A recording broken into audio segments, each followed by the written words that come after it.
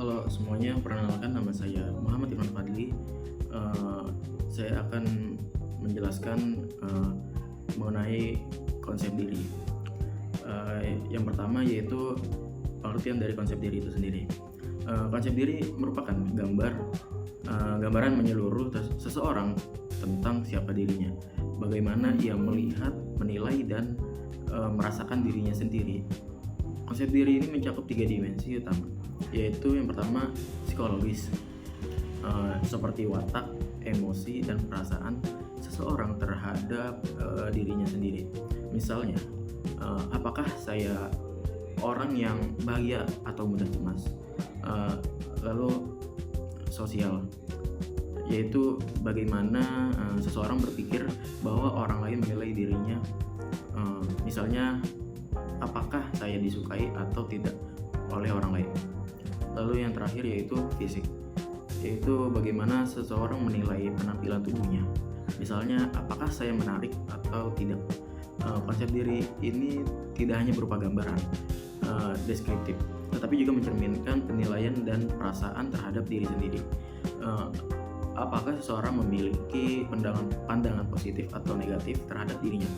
Dengan kata lain, konsep diri berfungsi sebagai cermin batin yang mempengaruhi perilaku dan cara seseorang berinteraksi dalam kehidupan sehari-hari.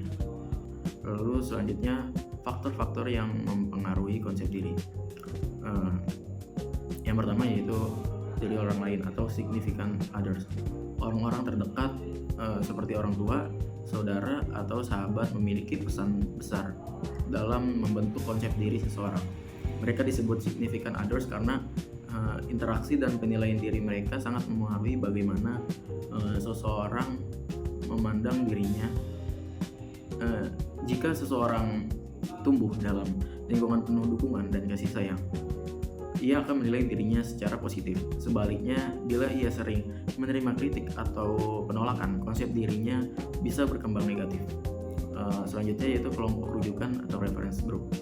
Kelompok tempat seorang berinteraksi, seperti teman sebaya, organisasi, atau komunitas menjadi acuan dalam menilai diri sendiri.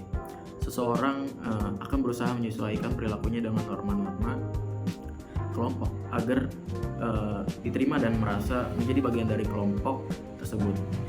Nilai-nilai yang dianut kelompok ini turut membentuk pandangan seseorang terhadap dirinya sendiri. Selanjutnya, selektivitas atau selective process. Konsep diri juga mempengaruhi bagaimana seseorang menerima, menafsirkan, dan mengingat pesan. Yang pertama yaitu selective exposure. Seseorang cenderung mencari informasi yang sesuai dengan pandangan dirinya. Lalu selective perception, seseorang menafsirkan informasi sesuai dengan keyakinannya. Yang terakhir yaitu selective memory. Seseorang lebih mudah mengingat hal-hal yang mendukung pandangan dirinya.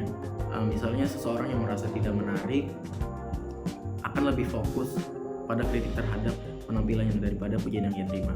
Lalu yang terakhir yaitu konsep diri positif dan negatif. Konsep diri positif, orang yang memiliki konsep diri positif akan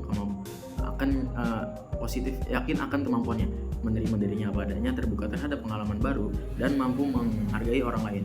Mereka juga tidak takut mengakui kesalahan dan siap memperbaiki diri. Lalu konsep diri negatif ditandai dengan kepekaan terlebih terhadap kritik, mudah tersinggung, merasa tidak disukai orang lain, pesimis terhadap kemampuan diri, dan menolak tantangan.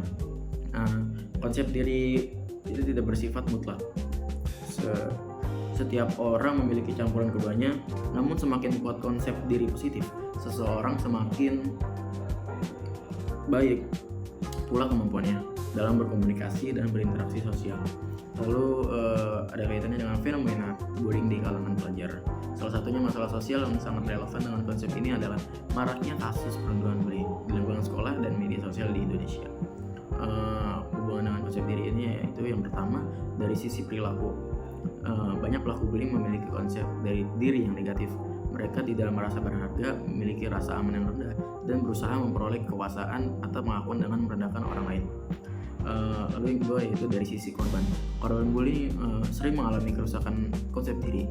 Mereka mulai memandang diri sebagai orang yang lemah, tidak disukai dan tidak berharga. Hal ini dapat menimbulkan depresi, penarikan diri dari lingkungan sosial, bahkan keinginan untuk mengakhiri hidup. Yang terakhir yaitu dari sisi lingkungan. Sekolah atau masyarakat yang kurang menanamkan nilai empati dan komunikasi terbuka turut memperburuk situasi. Kurangnya pendidikan emosional membuat pelajar tidak memahami perasaan dan batasan diri maupun orang lain. Sekian penjelasan dari saya, kurang lebihnya mohon maaf. Terima kasih.